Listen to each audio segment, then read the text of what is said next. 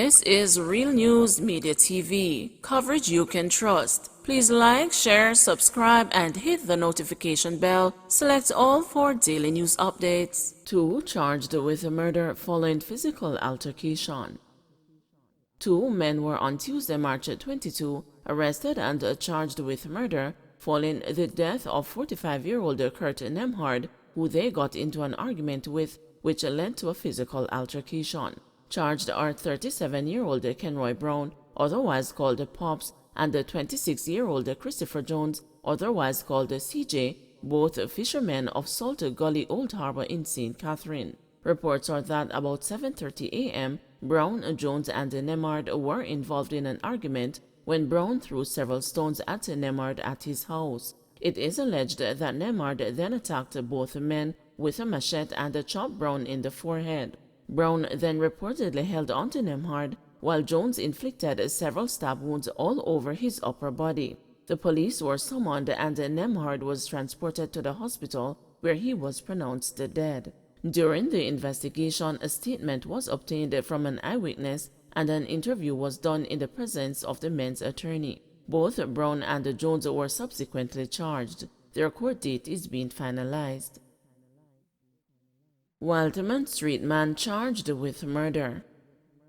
A man who was allegedly among a group who attacked and chopped 36-year-old Winston Dunkley, otherwise called Perry, resulting in his death, was arrested and charged with his murder. He is 21-year-old Romeo Scott of Wildman Street in Kingston. Reports are that Dunkley was inside the house when Scott and other men, armed with knives and machetes, forced to open the front door of his room. They reportedly gained entry and proceeded to attack Dunkley, chopping and stabbing him all over his body. Dunkley was transported to the hospital, where he was pronounced dead. The incident occurred on James Street, Rose Garden in the parish about 1:40 a.m. The police said Scott was subsequently charged after a question and answer interview in the presence of his attorney. He was arrested and charged on Friday, March 18. His court date is being finalized.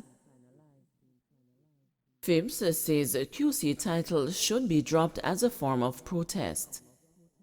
Attorney Frank Phibbs is suggesting that members of the legal profession who are Queen's counsel should give up the title in protest against the Queen as the country's head of state and as part of the lobby for slavery reparations. He believes this radical action would be a strong symbolic gesture for the legal profession to show how serious it takes these two issues. This is not the first time such a proposal has been made, but Phibbs, who is a Queen's counsel, argues that recent events and discussions have elevated the issue again to the public spotlight. According to Phibbs, the time has long gone for the Queen to be removed and the legal path for reparations is possible. It is clear that the Queen does not regard this as being important because she has taken no such initiative so far. The second point is that the Queen of England does not take initiatives on her own but acts upon the advice of the cabinet. It is inconceivable to be that the British monarch would refer to the Judicial Committee of the Privy Council the question of reparation without taking advice from the cabinet. I think there is absolutely no prospect of the British cabinet advising the Queen on the matter of reparations to the Privy Council, Phibbs stated. In the meantime, Queen's Counsel Hugh Small argues that despite strong local sentiment, there is little to no chance that the UK will address the issue of reparations at this time. It is going to be a long struggle because there is no international body that is currently set up that can give reparations. The argument is going to have to be pressed over and without any breakup in our determination for years to come. It is only after the conscience of the world has had some impact on not just Britain but other European nations that have been enslavers and whose development has come about as a result of slavery. It is only then that we will get something to happen. I don't know when it will happen, but we'll continue to press the argument, Small said. Norwood bloodbath, 4 killed in brutal St. James attacks. Up to late Saturday evening, a tense calm blanketed sections of the community on the outskirts of tourism capital Montego Bay following the brutal gunslaying of 4 individuals in 2 separate incidents over a 12-hour period. all that occurred even as zones of special operations were active within the area. According to Minister of National Security, Dr. Horace Chang, the 4 killings marked first within the Norwood Zozo since it was established in April of last year. This area has been very quiet. In fact, it's the first incident since the zone of special operations was declared. But in one incident, you end up with this kind of thing. Within minutes, you end up with 9 people shot and 4 deaths, remarked Dr. Chang, who is also Member of Parliament for St. James Northwest, in which Norwood falls. On Saturday morning, the police were called to investigate the shooting death of 22-year-old Damian Minto, otherwise called Copper, 25-year-old Lenroy Martin, also called Akeem, and Delano Spence. Minto, a funeral home employee, and Martin, who worked in a wholesale, are from the Waurika community, while Spence is said to be from a nearby community. The triple murder came sharply on the heels of that of 17-year-old Devontae Lindo, who was shot and killed about 9:15 p.m. on Friday night in a section of the Norwood community referred to as the Cherry Gardens. It is uncertain if both incidents are connected. We are not sure, but it appears to be a retaliation by his friends and family on this community, which was not aware of involvement in any kind of activity at all, Dr. Chang further stated. Reports are that about 9:45 a.m., several armed men entered into the Waurika Drive section of the Norwood community on foot and started shooting in the process, hitting a number of people. 8 of them were shot and 3 men later died at hospital, while the child and 4 others have been admitted.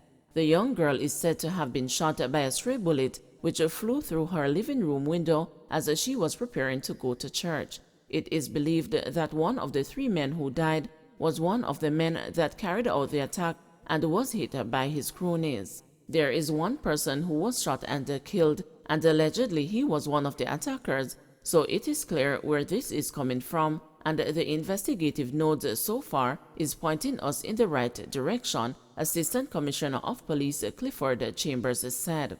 The police said that 50 spent shells were later recovered by them from the crime scene. Minister Chang also expressed confidence that the perpetrators of the crime will be caught soon. The police have good information from intelligence activities, and we expect them to apprehend the criminals very quickly. There are clear indications from where they came from and who they are, he remarked. Dr. Chang, however, lamented the death of Minto, whom he helped during his years at school. One of the young men is one of my students. I helped his parents put him through school, sober working young person, bright young man looking towards going to college, the minister said. Speaking to the mother of Martin, who identified herself as a Sunshine, said that she was at the police station visiting another son who had been arrested, adding that she had brought him some food. Some food me bring go give me other son, when me hear say them shot Lenroy, she said. She shared that her son was a good individual, even though there were times when they had disagreements. Me son a one good youth. Him no give no problem. More while me and him we have a little discussion. Wrong discussion, that's all, she stated. Jamaica gets more than $600,000 in medical equipment.